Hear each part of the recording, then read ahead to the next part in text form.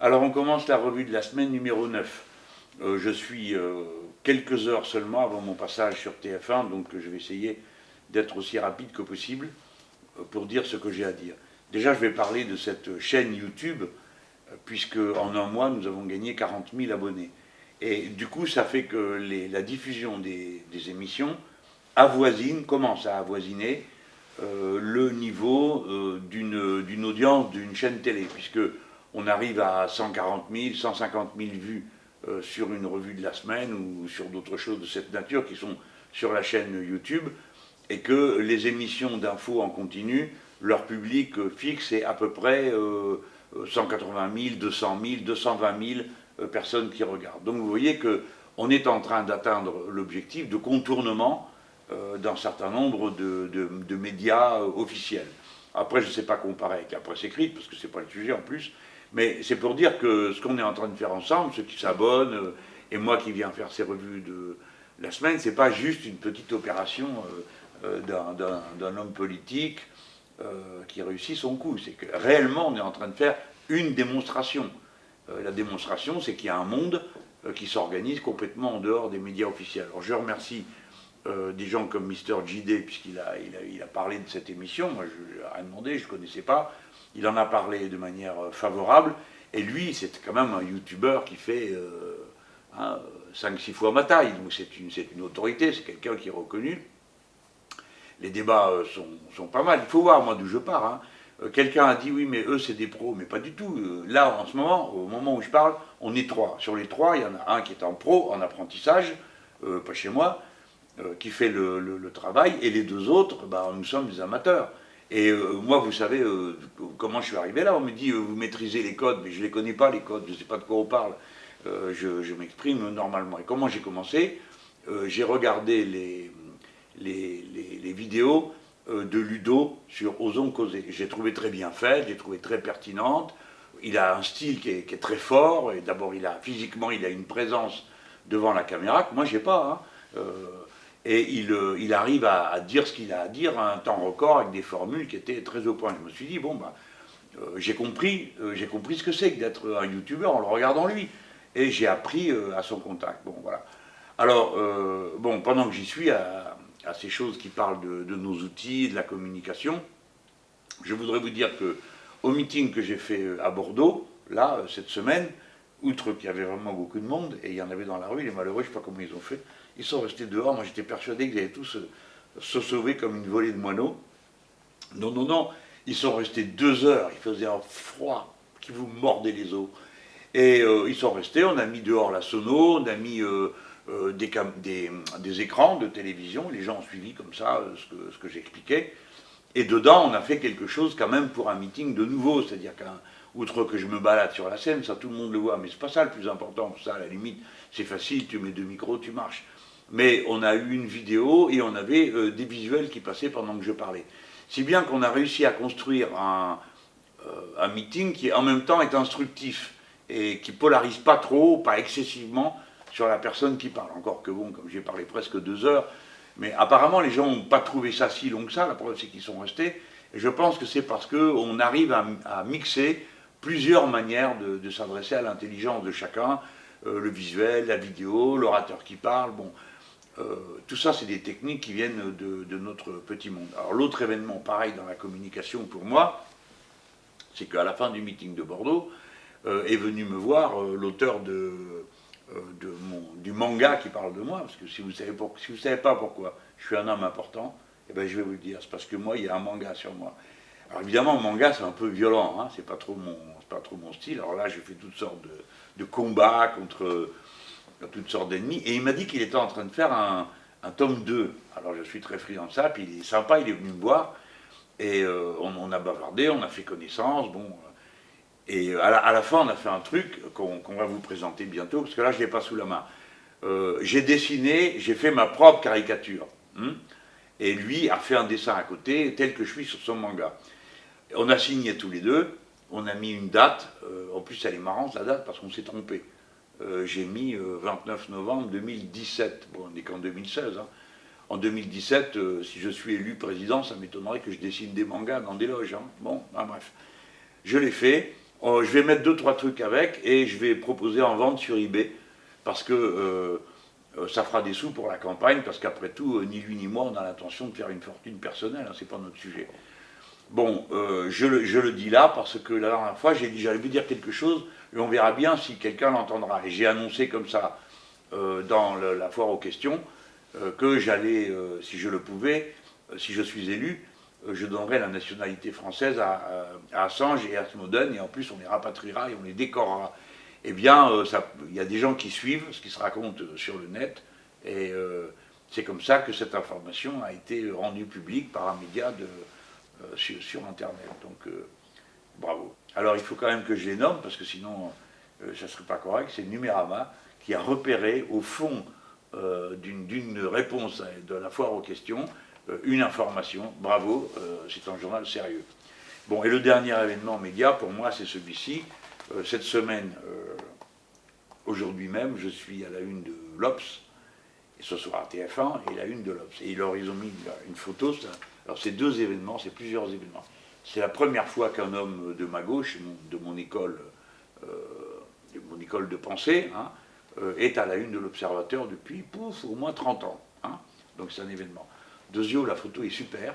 C'est pas du tout une photo moqueuse ou une de ces saloperies qu'on a passées sur moi pendant des années. Et après, l'interview, elle est bien, parce que, bon, ils m'ont posé les questions qu'ils avaient envie de me poser, et puis, c'était pas non plus pour des questions qui étaient faites pour me cirer les chaussures. Hein. Bon, mais quand même, c'est bien, parce que c'est sur un ton qui est respectueux, donc on peut échanger. C'est pas un traquenard, un truc vil, comme le sketch que vous avez pu voir l'autre soir sur France 2, où Delahousse me prend en traître, tout d'un coup donne la parole à Cohn-Bendit, puis qui a pris s'excuse auprès de Cohn-Bendit. Ah, vous n'aurez pas pu débattre ce soir, mais personne n'avait prévu de débattre, c'était même la condition pour que je vienne. Alors bon, il s'est choqué que je ne voulais pas le tutoyer. Ben non, en effet, je ne veux pas. On n'est pas amis. Et je ne suis pas d'accord pour vous savez, ces hypocrisies où on fait semblant, on est tous amis, on se tape sur le ventre. Mais c'est pas vrai, on n'est pas amis du tout. Moralement, je ne le supporte pas. Et politiquement, il m'a insulté 10 fois. Bon, alors on ne joue pas la comédie. On parle normalement, on cite de manière civilisée. Hein. On se voit, on se nomme par nos noms, et puis voilà. Mais pas d'accord pour que, bon, voilà, comme ça, on postillonne à la figure, on me tape sur le ventre, je ne suis pas d'accord. Bon, ça, c'était la rubrique pour commencer la rencontre. Alors, merci à Cyprien d'avoir aussi mis un tweet pour moi. Alors, moi, je suis très content, mais c'est surtout mon équipe. Alors, ça les a mis, ils étaient au ciel, quoi. Bon, parce que Cyprien, m'a-t-on dit, c'est le pape dans notre domaine. Alors, donc, le pape ou le. Je ne suis pas juste. Quand j'ai dit, mais c'est vraiment important, on m'a dit oui, c'est comme si le président de la République d'Internet t'avait cité. Alors là, si c'est le président de la République d'Internet, cher Cyprien, merci de m'avoir remarqué. Bon, alors, pareil, comme c'est la revue de la semaine, cette semaine, c'est moi l'événement, j'ai le droit. Hein. C'est la sortie cette semaine en livre du programme. Bon, alors, pourquoi c'est important? Mais parce qu'il faudrait quand même qu'il y ait des gens qui se rendent compte qu'à mon âge, je ne commence pas une carrière. Donc le message, ce n'est pas ma personne, hein, je n'ai pas besoin. Le message, c'est ça, c'est l'ensemble des idées pour lesquelles on se bat. Et vous savez, il ne faut pas mettre ça, rabaisser ça. Il y a des tas de gens pour qui les idées, c'est central. Il y a 350 propositions, il y aura ensuite des livrets, puis des ateliers législatifs pour qu'il y ait un maximum de gens qui aient bien compris ce qu'il y a dans le programme et qui soient prêts à m'aider si je suis élu. Mais vous savez, l'autre soir, là, à Bordeaux, les gens, ils se gelaient dehors. Hein. Pourquoi vous croyez qu'ils étaient là? C'est pas des groupies, hein. Ils venaient pas faire les fans. D'ailleurs, moi, je l'ai vérifié tout de suite. J'ai dit aux gens, mais de toute façon, même si vous êtes dehors, vous avez réussi votre coup, parce que par votre nombre, vous montrez que vous croyez à quelque chose. Ce quelque chose, c'est pas moi, Jean-Luc Mélenchon. C'est les idées qu'on porte ensemble et qui ont failli disparaître. Et qui disparaîtront pas maintenant. Donc ça, c'est l'événement, voilà. Ça coûte 3 €, ça va. Donc ceux qui me regardent, ils peuvent aller à la librairie du coin et acheter 3 €. Nous, on sera tous dans la rue, on espère faire 1000 points de vente, fallait bien dire un chiffre. Hein. On espère, on s'organise pour ça, pour le 10 décembre, 1000 points de vente. Alors je vais vous dire une chose, ne me commencez pas à me dire où sont les points de vente, blablabla. Ça va, tu vas regarder sur le site et vous regardez où il y a un point de vente. Mais de toute façon, s'il n'y a pas de point de vente, vous allez au libraire du coin, vous en achetez 3 ou 4, vous avez bien une table de camping à la maison. Hein. Bon, alors, si vous n'avez rien commandé, vous avez oublié de commander l'affiche, vous avez tout oublié. Bon, l'affiche, la voilà. C'est joli, non? Bon, vous avez oublié. Eh bien, très bien, vous achetez 4-5 bouquins, vous prenez votre table de camping, vous mettez une cafetière, parce qu'il va faire froid, quelques godets en plastique, la cafetière avec du café ou du thé, suivant vos goûts, et hop, un peu de musique, si vous voulez, vous avez votre gros poste, là, et puis voilà, et puis vous faites la chose vous-même. Alors, on peut me dire, mais tu plaisantes? Non, non, je plaisante pas. Je pense que c'est comme ça qu'il faut faire. Si on est comme ça, des milliers partout où on est, à faire les choses, eh bien, on va à la rencontre des autres. Vous avez des tas de gens qui ne regarderont jamais cette émission, mais ils vous verront, vous, dans la rue.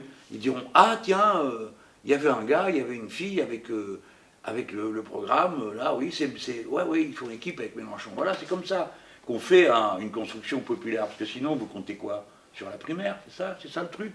La primaire, mais là, c'est pas des primaires, c'est déprimant leur truc. Qu'est-ce qui reste là-dedans? C'est pas une primaire, hein? C'est un congrès du PS, tout le monde est parti. Le Vert, il est candidat à la Jadot, vous l'avez tous vu, pour Europe Écologie Les Verts. Il était pour une primaire de toute la gauche, il courait devant pour dire il faut une primaire. Maintenant, il est candidat tout seul, hein, avec Europe Écologie Les Verts. Il y a les radicaux de gauche, ils ne sont plus. Les communistes sont avec moi. Il reste qui là-dedans? Il reste les socialistes. Et puis, bon, quelques-uns de leurs clients. Donc, vous êtes appelés à aller au congrès du PS, voter, leur donner 2 euros pour ça. Bon, franchement, ça va, quoi. Bon, c'est pas ça qui va faire avancer les choses dans ce pays. Ce qui va faire avancer les choses, c'est qu'il y a plein de gens qui réfléchissent, qui comprennent. Quand il y a un problème, ils ont vu un truc à la télé, toc, ils prennent le livre pour voir qu'est-ce qu'il y a de prévu par nous. Ils vont dire, oh, bah, ça fait pas assez, ou bien, ah, c'est pas mal, j'y avais pas pensé, ça, qu'est-ce que ça veut dire? Voilà. C'est ça un moment civique important, on réfléchit. C'est pas tous ces gadgets et ces querelles de personnes qui n'ont aucun intérêt. Hein. Bon, en plus, ça se trouve, il n'y en aura même pas de primaire du PS, parce que Hollande, il a l'air d'être convaincu qu'il faut faire le contraire. Voilà. Bon, donc le livre.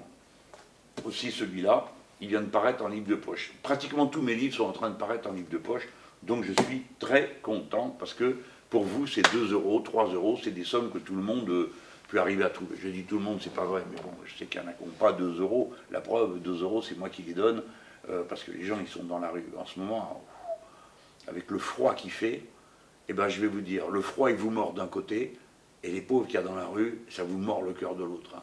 Franchement, on vit dans une société dégueulasse. Cette semaine, ce qui venait un peu partout, c'était aussi pas que mon programme, le programme de M. Fillon. Alors, c'est bien que ça tombe la même semaine, hein, parce qu'il y a deux logiques. Alors, d'un côté, c'est chacun pour soi et Dieu pour tous, ça c'est Fillon, et de l'autre côté, c'est un pour tous pour un, c'est moi. Bon, l'avenir en commun d'un côté, un projet pour la France de l'autre, c'est le truc de M. Fillon. Mais dans le programme de M. Fillon, c'est vraiment... Moi, j'ai dit que c'était une stratégie de coup d'État social. Parce que quand vous renversez toute la construction du social dans notre pays, c'est-à-dire la sécurité sociale, le code du travail, la durée légale, bon, c'est l'équivalent d'un putsch. Hein, bon. Et ça, il ne peut le faire que parce qu'il a la constitution de la Ve République. Et là, j'ai vraiment eu une chance incroyable, c'est qu'un de mes proches est tombé sur une vidéo qui m'a envoyé, il me dit, est-ce que tu avais vu ça? Et c'est une vidéo où on voit M. Fillon, il parle devant des patrons, donc il ne se sent plus. Pour leur faire plaisir, il a vraiment été au bout de son histoire. Et il dit qu'il va supprimer la durée légale du travail, donc les heures supplémentaires, vous oubliez, il va supprimer la sécurité sociale, il y a toute une liste. À la fin, dans le descriptif de cette vidéo, vous aurez le lien pour aller voir ça. Vous verrez que c'est pas moi qui l'invente, hein, c'est lui qui parle. J'aime mieux vous dire que ça fait un drôle d'effet d'entendre ça. Puis alors le gars, il n'a pas peur, il appelle ça un Blitzkrieg, hein, c'est un mot allemand pour dire la guerre éclair. Alors évidemment, le gars, d'abord il parle en allemand, c'est curieux, hein. En général, c'est pas pour dire des choses très douces, hein, qu'on parle Blitzkrieg, la guerre en allemand. Bon, la guerre avec les Allemands, on connaît, la guerre en allemand aussi. Bon. Donc c'est pas des paroles douces et gentilles. Mais il appelle ça Blitzkrieg, donc la guerre, mais la guerre contre qui? C'est quand même la question qui est posée. Et quand vous regardez ce qu'il propose, vous voyez bien que la guerre c'est contre tout le monde. Parce que qui est-ce qui est malade et qui a besoin de se soigner pour les petites maladies? Alors M. Fillon lui dit ça c'est terminé, vous irez voir l'assurance privée. Ben, vous êtes contents les gens, non? Vous n'êtes déjà pas contents parce que la complémentaire vous coûte cher. Ceux qui ont le plus besoin de soins, c'est ceux dont l'organisme est le plus affaibli. Puis il y a une raison pour laquelle l'organisme est affaibli, vous n'y pouvez rien. C'est le temps qui passe et c'est l'âge. Donc, il n'y a pas besoin d'être quelqu'un de très intelligent pour arriver à comprendre que sur un organisme fatigué ou sur un organisme plus âgé, une grippe, ça ne fait pas le même effet à 60 ans qu'à 30 ans. Déjà, à 30 ans, vous la sentez passer, mais alors à 60, elle peut vous tuer. Donc, qui est-ce qui a été lui dire qu'il y avait des maladies bénignes? C'est quoi une maladie bénigne? Pourquoi on ne la rembourserait pas? Si vous ne la remboursez pas, les gens ils sont encore plus malades, voire ils peuvent mourir. C'est pas ce que je dis là, ça ne concerne pas, c'est pas une idée de gauche, hein, il n'y a pas une étiquette dessus. Mais pourtant, lui, il devrait bien comprendre que tout le monde tombe malade, même si on est de droite. D'accord? C'est pas une affaire d'étiquette politique, c'est une affaire de sens commun, de bon sens, ça concerne tout le monde. Voilà. Donc, cette semaine, franchement, moi, je tire le signal d'alarme. Hein. Regardez bien ce qui va vous arriver. Et bon, j'ai dit pour la santé, c'est quand même incroyable qu'on ait une idée aussi stupide que de dire, ah ben dorénavant, la sécurité sociale, on la retire. C'est quand même, depuis la libération, la sécurité sociale, les Français vivent avec. Hein. C'est aussi évident que la Tour Eiffel, bon, je sais pas quoi, moi, des choses de cette nature, qui représentent la France. D'ailleurs, à l'étranger, c'est ça qu'ils comprennent, hein, que nous, on a ce système-là et qui marche très bien. Alors, je vais en parler. Mais enfin, quand même, ça, c'est l'annonce d'une catastrophe pour tout le monde. Une autre nouvelle, que si c'est pas moi qui en parle, personne ne va en parler, c'est le problème que pose la disparition des animaux pollinisateurs. Je dis animaux parce qu'il n'y a pas que les abeilles, il y a d'autres vertébrés qui font ça. Alors, je ne sais pas qui a été faire un calcul, il dit ça va coûter 1 milliard 700 millions d'emplois dans le monde, un truc comme ça. Bon, d'accord, enfin 1 milliard 700 millions d'emplois, mais c'est pas ça le plus grave. Hein. C'est déjà bien grave, mais c'est qu'il n'y a plus de vie possible si les organismes pollinisateurs ils sont plus. Parce que du coup, il n'y a plus de fruits. Et s'il n'y a plus de fruits, ben, il n'y a plus de semences. Et c'est pas seulement vrai pour les fruits que vous allez manger, hein, les gens. J'espère que vous n'avez pas compris ça. C'est vrai pour n'importe quelle plante. Le mode de reproduction des plantes, c'est par les graines ou par les racines. Hein. Il n'y a pas 50 millions de fer. Donc c'est un véritable danger sur la flore de la planète. Alors on me dit oui, bah, peut-être que tu exagères, mais dites donc, est-ce que j'exagère? Est-ce que j'exagérais quand j'ai dit que ça allait mal tourner, de tout pourrir comme ça dans la nature avec les pesticides? 50% des vertébrés ont disparu. 50%, vous entendez? La moitié des organismes vertébrés qui courent, qui rampent, qui volent ont disparu sur la planète. C'est pas rien. C'est au point qu'on a dit que c'était la 6e grande extinction du vivant sur la planète, parce qu'il y en a eu 5 avant, aux âges antécédents, il y a des millions d'années. Non, situation très grave. Très grave. Et alors, pendant ce temps-là, vous entendez les autres zouaves parler de l'impôt sur la fortune et tout, tu parles d'une question, quoi. Tu parles d'une question. Donc là, on est confronté à quelque chose de très inquiétant. Alors, moi, je fais ce que je peux dans mon domaine. Par exemple, au Parlement européen, j'arrête pas contre les glyphosates, contre les néonicotinoïdes, hein, parce qu'il faut arriver à dire le mot. Hein. Vous savez, quand on vous invente des mots pareils, c'est pour que vous ayez du mal à les prononcer. Vous avez du mal à les prononcer, c'est que vous avez du mal à vous en rappeler. Et si vous en rappelez pas, pendant ce temps-là, ils font leur boulot. Mais exactement, c'est fait pour ça. Donc, l'Union européenne, elle facilite. Hein, elle facilite l'usage de tout ça. Chaque fois qu'on veut interdire quelque chose, vous avez une armée de types qui arrivent et qui disent « Non, non, c'est pas possible, ça va être la catastrophe finale et tout ». Et ils utilisent plein d'arguments scientifiques pour créer le doute, comme s'il y avait un doute. Hein. Mais je peux vous garantir que sur les pesticides, il n'y a pas de doute. Tous les scientifiques sont d'accord. Mais les lobbies ont réussi à faire comme s'il y avait un doute. Bon, il y en a un qui n'a pas de doute là-dessus, c'est M. Fillon. Il a inventé une phrase qui est tordue à profit. Elle dit nous allons supprimer les normes supplémentaires à celles qu'impose l'Europe. Alors vous vous dites, bon, ah oui, l'Europe, il y a ras-le-bol, donc s'il y a des normes supplémentaires en plus, tant mieux qu'on les supprime. Ben là, c'est que vous n'avez pas suivi le film, hein, parce qu'il parle dans l'agriculture, je vais vous raconter ce que ça veut dire. L'Europe autorise les OGM, et la France a mis en avant la clause de sauvegarde, on ne permet pas ça. Et bien si vous supprimez la norme qu'on a ajoutée à ce qu'a dit l'Europe, ça veut dire que vous autorisez les OGM. Vous êtes d'accord avec ça, les gens? Si vous êtes d'accord, vous votez Fillon. Si vous n'êtes pas d'accord, votez pour moi. Parce que nous disons exactement le contraire. Alors dites pas, c'est tout du pareil. Non, c'est pas tout du pareil. Il dit une chose et moi le contraire. Je dis une chose, il dit le contraire. Donc c'est vous qui décidez. Parce que lui et moi, on ne pourra jamais se mettre d'accord. Bon, et là, je le prends sur l'exemple des OGM, mais c'est pareil sur les pesticides. Parce qu'il y a des pesticides que la France interdit, Et vous avez le lobby de l'agriculture productiviste avec M. Xavier Belin en tête, qui est paysan comme moi je suis évêque, hein, qui est arrivé et qui dit « Ah ben non, mais vous comprenez, il n'y a pas de substitut naturel à ce pesticide-là, donc on va continuer à en foutre partout. » Bon, ben très bien, non, on ne le permettra pas. M. Fillon dit « Si, on le permettra. » Moi je dis « Non. » Et vous, qu'est-ce que vous dites? Vous aimez les pesticides? Vous aimez manger tous ces produits pourris de pesticides? Vous savez que ça a un impact sur la fertilité? Renseignez-vous. Renseignez-vous sur ce qui se passe avec les jeunes gens aujourd'hui, qui ont du mal à avoir des gosses, qui ne peuvent pas en avoir pour certains, s'arrachent les cheveux, se demandent pourquoi. Et bien voilà, tout simplement parce qu'on leur a fait bouffer des paquets de cochonneries. Il faut donc arrêter avec ça. Vous savez qu'il y a des milliers de malformations à la naissance. Voilà, c'est ça le prix à payer pour cette folie. Et vous savez comme moi qu'ils ne s'arrêtent jamais tant qu'on ne les arrête pas. Parce que si on n'avait pas fait ce qu'il fallait avec l'amiante, hein, ben ça continuerait, figurez-vous. L'amiante, elle est interdite parce qu'il y a eu une mobilisation des citoyens, des usagers, des associations de consommateurs pour le dénoncer. Alors il va falloir combien de temps pour arriver à comprendre le danger que représentent tous ces pesticides et combien de temps il va vous falloir à vous pour vous réveiller et comprendre qu'il ne faut pas aller amener au pouvoir des gens qui ne comprennent rien à ces questions, qui n'intéressent même pas. Hein, parce que pour l'autre, pourquoi il dit tout ça, M. Fillon? Il n'est pas plus méchant qu'un autre. Hein, c'est tout simplement parce qu'il ne sait pas. Et puis, comme il a un doute, je suppose qu'il a un doute, hein, comme tous les autres là, ils ne sont pas sûrs que le climat est menacé par l'activité humaine, il y a un doute sur ceci, il y a un doute sur cela. Ben, dans le doute, serre-toi, c'est ça qu'ils pensent dans leur tête. Dans le doute, on continue à faire de l'argent. Voilà leur idée.